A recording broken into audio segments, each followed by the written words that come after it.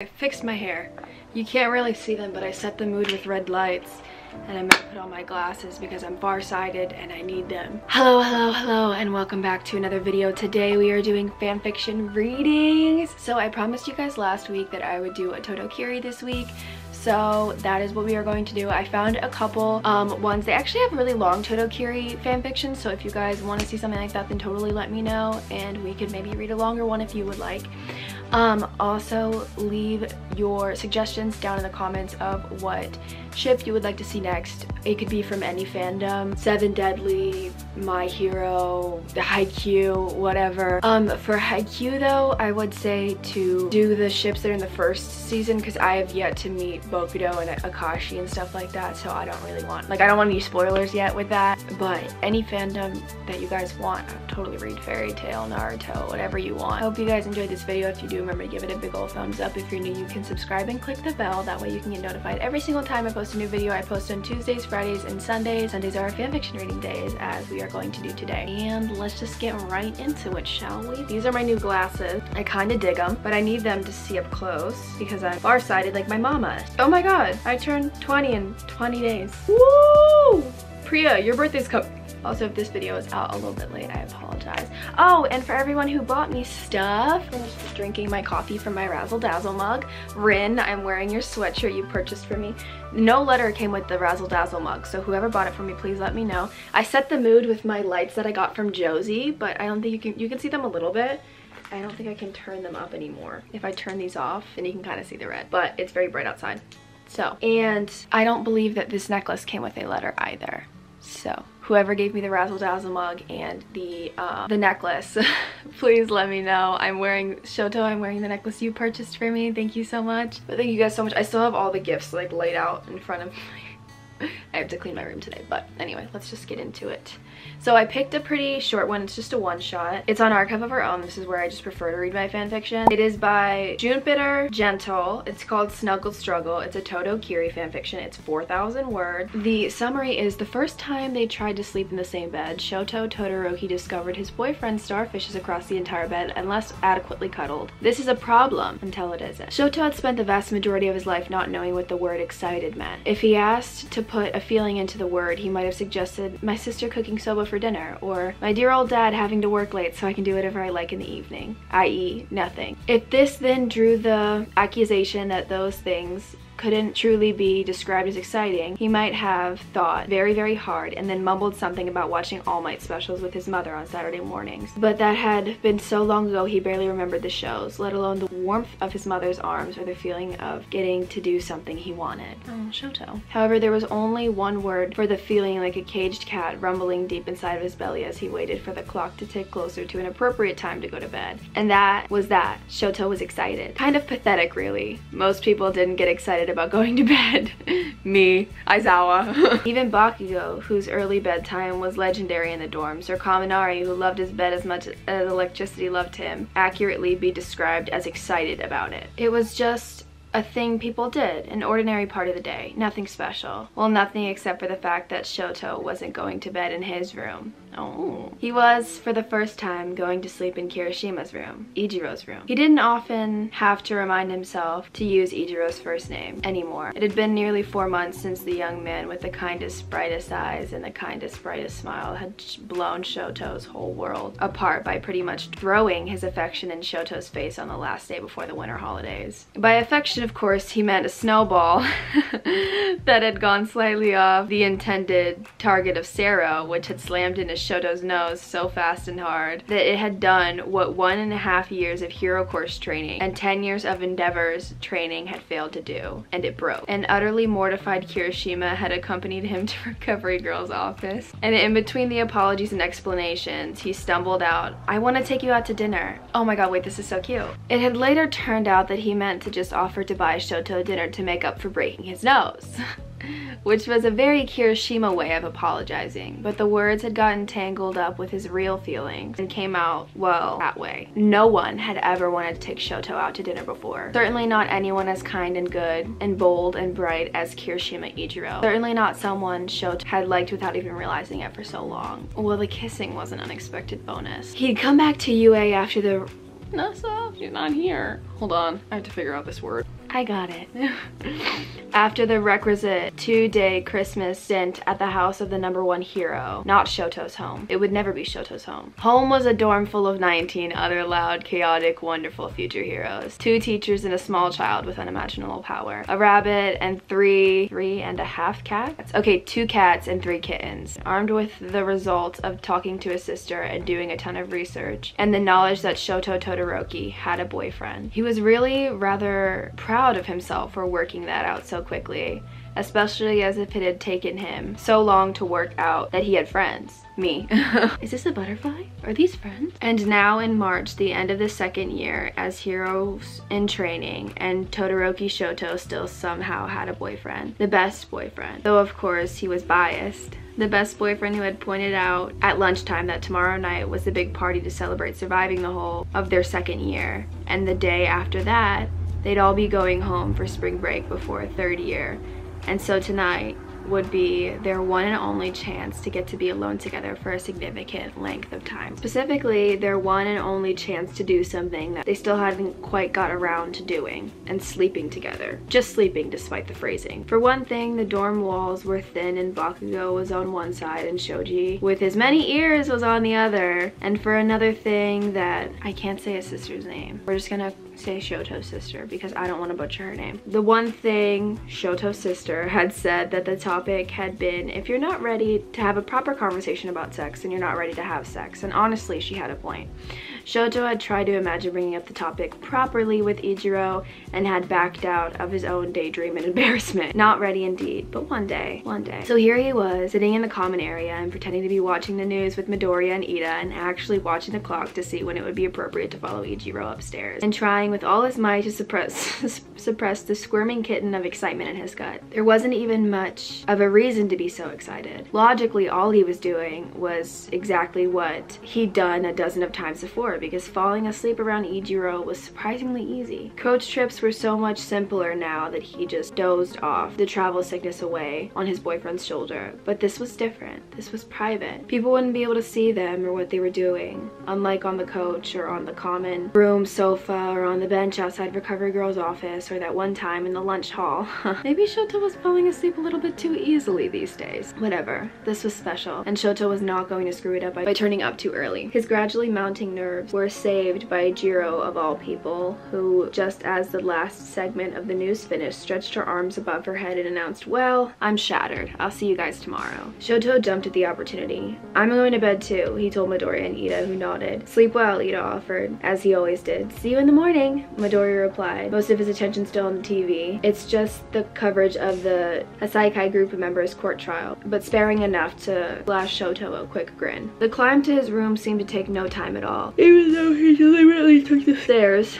And almost before he knew it, he was standing outside of Ichiro's door in his pajamas, spare pillow tucked under his arm. He took a deep breath in a vain attempt to get himself under control, and knocked 3 times as agreed. The door popped open almost immediately, and there was Ichiro, red hair luminous in the electric light shining behind his head. Shoto couldn't have stifled the way his mouth twitched into a smile if he'd tried. 4 months, and sometimes it still felt like taking one of Midoriya's punches to the gut whenever he saw him. "Hi," he said, trying not to choke on the tangled ball of woolen feelings in his throat that the excitement kitten was trying to play with. "I'm not too early, am I?" "No, you're just on time. I just finished putting the duvet cover on." Ichiro stepped back into the side. "Come in." It certainly wasn't the first time Shoto had been in Ichiro's room, but somehow it felt different. The room didn't look any different to normal, except that the bed was neatly and freshly made, and the punching bag had been tucked right into the corner of the foot of the bed. I thought we should watch a film first or something." When Shoto turned back to look at him, Ichiro had a hand. This is so cute.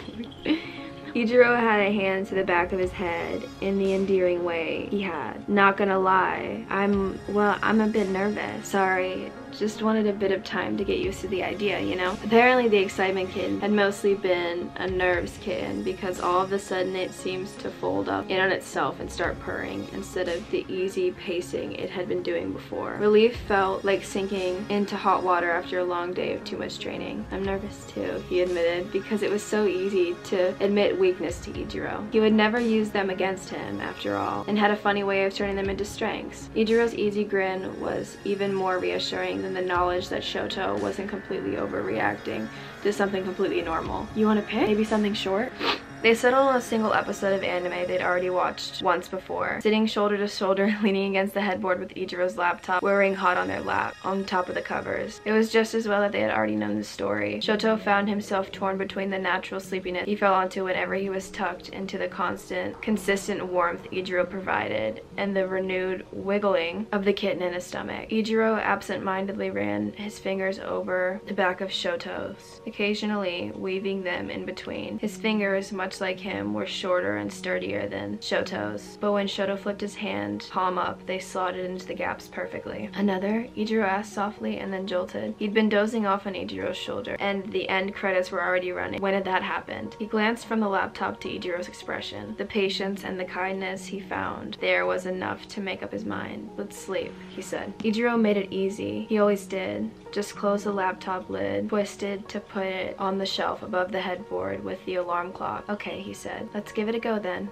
I'm nervous for them. I don't know why. I'm very nervous. For all fears and nerves about it, when it finally came down to being in bed with his boyfriend, Shoto found it almost impossibly easy to lie there, warm sides slowly heating, the sheets beneath him, and the rise and fall of Ichiro's chest steady because of him. Sure, he was more used to sleeping on futons, but somehow he didn't think he was going to have any problems dropping off tonight. There was plenty of space for both of them. Yue had been very generous with the size of the beds after all, and neither of them were practically broad or tall, yet Shoto was a bit nervous about that, yet because he knew how big Endeavor was, and he knew Ichiro hadn't hit his proper growth spurt either. Oh my god, Shoto's gonna be so tall.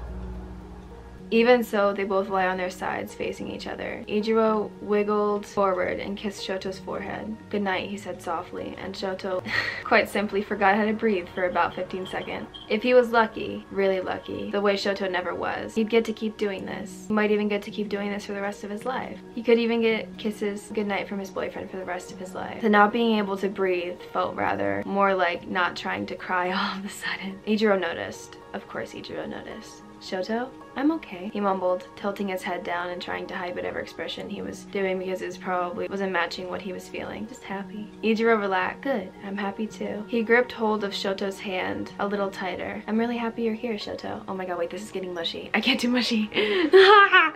With the little hand that wasn't holding Shoto's, he stretched it over and clicked the bedside light off, plunging the room into darkness. Good night, Shoto told the darkness, and heard his words fade into Ichiro's skin, so close and warm. Good night, came his answer from the shadows. For a while they lie there quietly, Shoto concentrating less on falling asleep himself and more on the slow steadying rhythm of Ichiro's breathing. There was something intoxicating about it. Everyone knew how strong and bright Ichiro was in the daylight, with the skin that was as unbreakable as his smile. To see him, to feel him, to hear him lowering his guard and entrusting his safety to the one he'd chosen to bring into his bed was a heating thrill that he wasn't sure he was ever going to get over. He squeezed his eyes shut to push the thoughts down. Time to sleep. The sheets under him were just right, so he rolled over onto his other side so that his right side got to be warmed too. Aw, cute, he's cold. As he did so, Ichiro made a muffled grunting sound. Ow, he mumbled, you elbowed me. Shoto froze, just shy of literally so. I'm sorry, I didn't. It's okay, you didn't mean to. Ichiro ran a hand down his arm, slow and soothing. It's just a thing to remember. There's two of us. You gotta be careful moving and stuff. His breathing was warm and steady on the back of Shoto's left shoulder, keeping time with the continued movement of his hand and the careful rhythm soothing his fears and guilt away, bit by bit. Go to sleep, I'm right here. Surrounded by the strange feeling of near total safety, Shoto closed his eyes and let the waking world go. Shoto woke to a horrible sensation of falling. Oh god.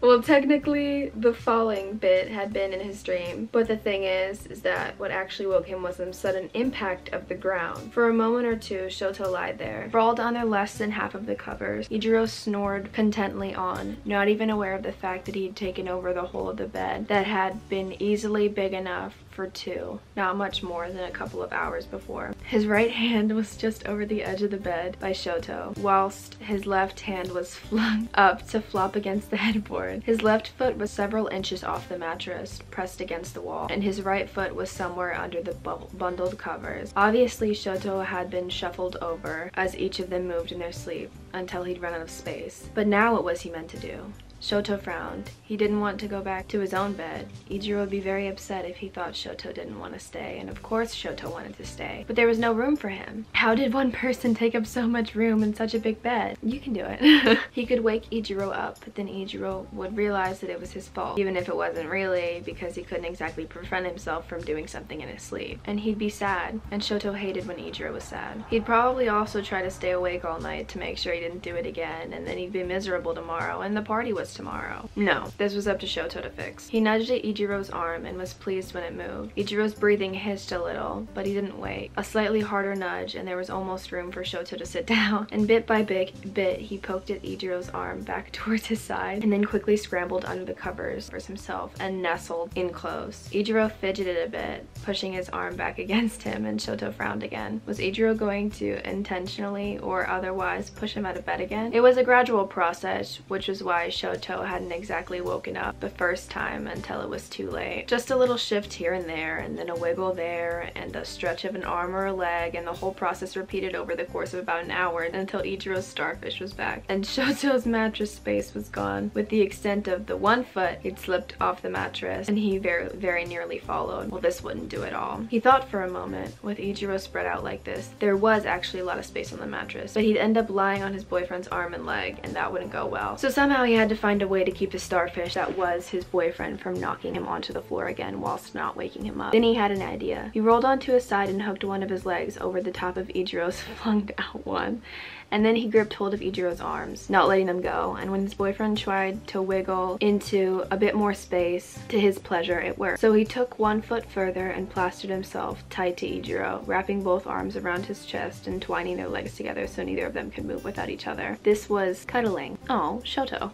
Really quite overwhelming cuddling, if he was honest, with a level of contact that would never have gone for the common area sofa or the couch to the USJ or the bench outside Recovery Girl's office. But somehow along the line, his usual fretting about whether he was touching too much for him or too little for Ijiro had collapsed into a simple desire for a good night's sleep. Ijiro mumbled something in his sleep that sounded a little bit like Shoto's name and rolled over a bit, but Shoto held him against his chest, didn't go anywhere near the edge of the mattress, and then instead found himself doing what he did so often around Ijiro, falling straight back to sleep again. This time Shoto had woken up very slowly. He was perfectly warm, perfectly comfortable. He was definitely still on the mattress under the covers, and there was a soft pulsing sound close to his ear, so steady that his heartbeat had synced to it. Best and strangest of all, someone stroking his hair. He opened his eyes, the light glow of hazy orange in the edge of the curtains. Fire of the morning held back nothing more than the lazy contentment of staying in bed. Shoto shifted a little closer, tucking his head down until his eyelashes brushed against the soft skin over Ijiro's collarbone as his eyes closed again. The hand stroking his hair hesitated for a moment, resumed just a touch heavier so that a shiver ran luxurious hot down Shoto's spine. He exhaled slowly, careful not to change the temperature of the air too much, then breathed in equally slowly. He had 100 years to meditate on it. He couldn't have described what Ijiro smelled like, except Ijiro. Something soft and clean and safe, like the blankets around his shoulders. "Good morning," Ijiro murmured, apparently as reluctant to break the early morning peace as Shoto was. "Did you sleep okay? I know I move in my sleep sometimes." For a split second, Shoto considered pretending everything had been fine. Perfect even. It would make Ijiro happy to hear. And it wasn't as if he had anything to compare against except manga and films after all. And it had been nice in the end. But Ijiro's warmth and steadiness and safety had made Shoto bold. "You kicked me out of the bed," he said, leaning back a little so that he could see his boyfriend's face. And before the startled yelp had passed Ijiro's lips, narrowing his eyes and emphasized twice. "I did? I did what?" Ichiro squawked, apparently unable to decide which side of Shoto's hair his face should be matching. God, Shoto, I'm so sorry. I really didn't know I was that bad. This is so cute. Shoto felt him shrink himself into his arms, pulling away a bit, and oh no, this wasn't going how he imagined at all. I guess the whole sharing the bed thing isn't gonna work then. And for a horrible moment, Shoto's brain refused to engage with his mouth, or in fact any of his limbs, and he could only lie there with the alarm bells shrieking in his head as Ichiro drew back, almost out of reach. And then the cold of the room beyond the covers hit him, and he lurched forward back into Ichiro's arm. No, he managed. No, it's okay. It's not okay, Ichiro said, impatience coloring the edges of his voice. I kicked you out of the bed after I invited you into it. That's not that's not even unmanly. That's just flat out rude. This is so Shoto and Ichiro. Shoto shook his head, partially to refute the words and partially to shake his own words back into order. No, he repeated. I figured out how not to get kicked out. We just sleep differently, that's all. And I hurt you too, so really it was both of us. None of that answers any of the questions he could almost hear on Ichiro's lips. So he flung his leg over one of Ichiro's again, pinning him down. It's okay, he repeated. All I have to do is stay close and hang on to you, and then if you move, I go with you. Ichiro blinked. What was the word he wanted? I cuddled you? And then you stayed still, or if you move, you don't become a starfish because I'm stopping you. And I don't mind doing that when you're here. Ichiro's expression went from puzzled to outright confused. I'm sorry, my brain's being slow. I haven't woken up properly. Please explain that again. If I cuddle you properly, you don't spread yourself out all over the bed because I'm stopping you. And I don't mind sleeping like that, even though normally I sleep on my right side because that way my right side stays warmer, but it's okay. With you were warm enough. I was pretty sure he was still screwing something up because Ichiro still looked confused. I mean, if I'm cuddling you so that you don't move, I don't have to move to get comfortable, and then you won't get elbowed again either. We don't have to sleep facing the same way like we started off. We can just be... No, I liked that. The spooning, it was good. Spooning. Where are you? I'm a knife. Shoto felt the tension in the way Ichiro's hands gripped tighter and tighter. But you still fell out of the bed, so maybe you should sleep on the other side of the bed. No, then you'll just end up hitting the wall. His expression went crestfallen. I don't know what to do. The way I see it, we've got two options, Shoto said firmly. Either we learn how to sleep together without moving around so much, or we steal Yaoyorozu's bed. I don't want Yaoyorozu to get mad at us, and you've got too much stuff in your room to fit her bed in here anyway, so we'd best go with the first one. He nodded, trying to remember the way Midoriya behaved when he was trying to exude confidence. We'll work it out. Are you sure? Ichiro looked so woefully hopeful that Shoto didn't know how to deal with it. I don't want to kick you out of bed. I can't do that to you again. We can work on it, Shoto said, with much determination as he could muster. Together, Ichiro sighed happily and tilted his face just enough to kiss one of Shoto's eyebrows. Yeah, we can do that. Shoto filled once again with the boldness and daring that Ichiro gave him so easily and pecked a kiss onto his boyfriend's nose. Maybe we should sleep in my bed next time, he suggested. You can't fall out of futons. Good point, Ichiro said, closing his eyes and smiling. But I want to nap here for a bit. Come cuddle. There really wasn't any way Shoto could physically get any closer to Ichiro at this point, but he made an effort just in case. Deep in his guts, a contented sleeping kitten purred, no longer wound up with the excitement, quietly thrilled at the idea that this might one day, if he were very lucky, become normal. Shoto had spent a vast majority of his life not knowing what the word normal really meant, or at least normal as the rest of the class had defined it. He was really quite excited about the idea of learning what normal could be with Ichiro. Well, now he knew what the word excited meant too. That's it for today's video. So I really hope you guys enjoyed it. If you did, remember to give a big old thumbs up. If you're new, you can subscribe and click the bell. It'll notify you every single time I come out with a new video. Like I said at the beginning, I post on Tuesdays, Fridays, and Sundays. I really hope you guys enjoyed it. It was a very cute little fluff of Todo Kiri. So if you guys want to see more videos like this, let me know. Comment down below what ship you want to see next, and I will totally do it. I love you guys so much. Remember to stay safe, do your homework, and drink water, and I will see you in the next one. Bye!